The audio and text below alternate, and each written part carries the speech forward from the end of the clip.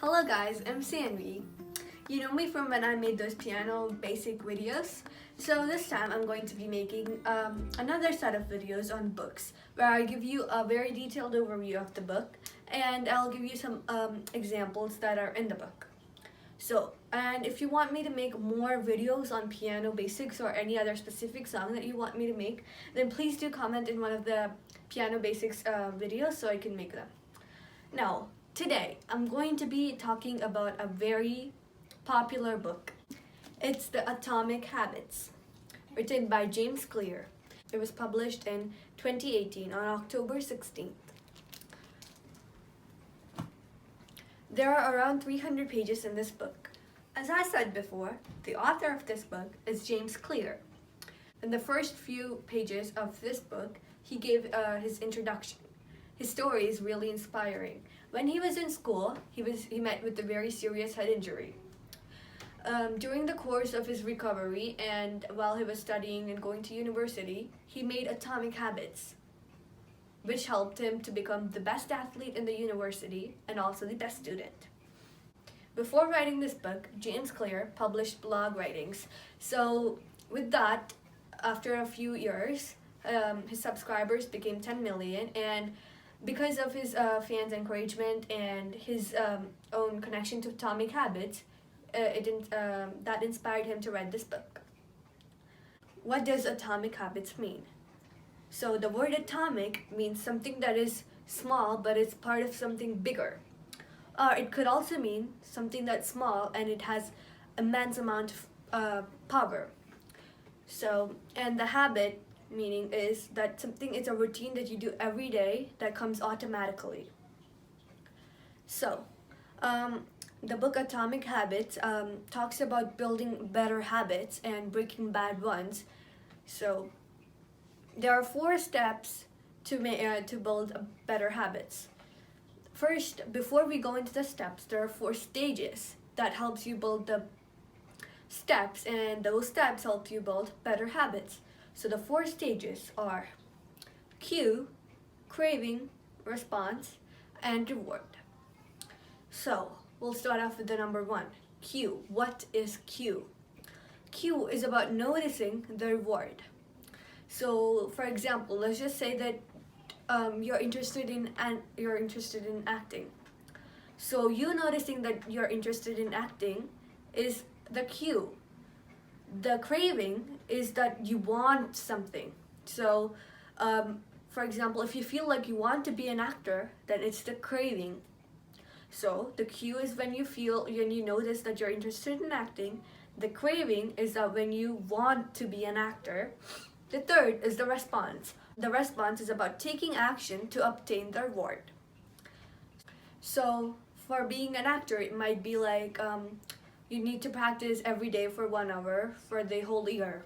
So then you'll get better at acting every day. But if you just want to do it like all at the time, then for example, let's just say that you'll practice like every day for 1 week for the most of the day, but you can't do it because it could get boring and it's not very interesting. But if you do it in tiny parts for every day for the whole year, then you'll get better at acting. So the 4th part is reward. So let's just say that it's been a year and you practiced every day for 1 hour and you auditioned in some kind of big movie or anything, then you got the part that you want. That's the reward. So you get what you want, the reward.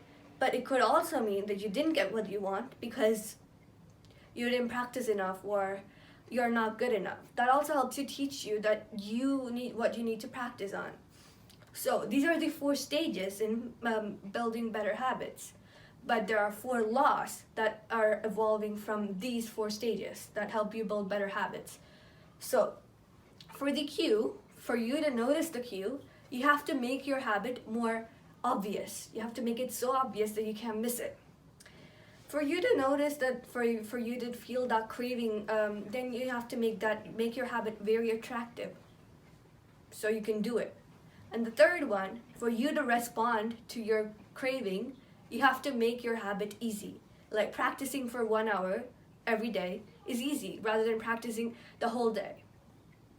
And the 4th is the reward. So the author tells us that we chase rewards because they either satisfy us or they teach you. So, you have to make the reward satisfying. So you will feel like doing it again, or you'll learn something from that. This book also talks about breaking bad habits. So there are 4 laws to breaking a bad habit. They're the inversion of the first 4 laws. So the laws to break a bad habit is number 1, make your bad habit invisible so you won't see it, so you won't feel like doing it. And make your bad habit unattractive. So if it's unattractive, you won't do it. You won't go near it as much as you would if it was attractive. The third one, make it difficult for you to go do that routine that's bad for you. And the fourth one is reward. So you want to make your reward very unsatisfying so you won't feel like doing it ever again because you don't get anything from that. So in this book, there are 4 sections. So each section talks about each law, like 4 laws of building better habits. So in the first section, the author might talk about the first law, which is make it obvious, and he'll explain you that law in more detail, and he'll also give you some strategies on how to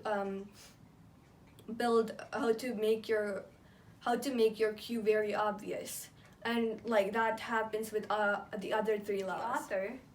The author mentioned an example of how tiny atomic habits can make big changes.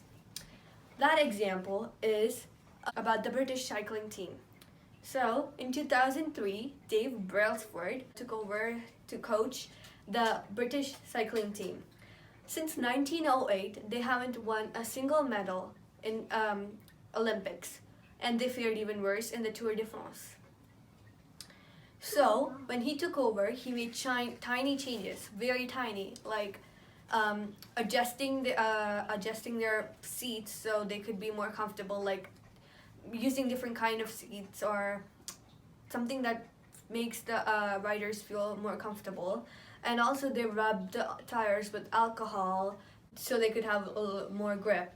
And so, like very tiny changes. They even painted their riding truck white so they can see tiny specks of dust on their that are forming so they can remove them. So because those fine-tuned riding bicycles can the dust can degrade them. So since then, after 5 years after Brailsford took over the team, they won a lot of medals, like 160 or so medals, and they even won the Tour de France after a long time. This is how the atomic habits can change your game. So that's all for this book, guys. I hope this book gave you enough information so that you would read this book. And I highly recommend it to you guys to read this book, and it's totally worth your time.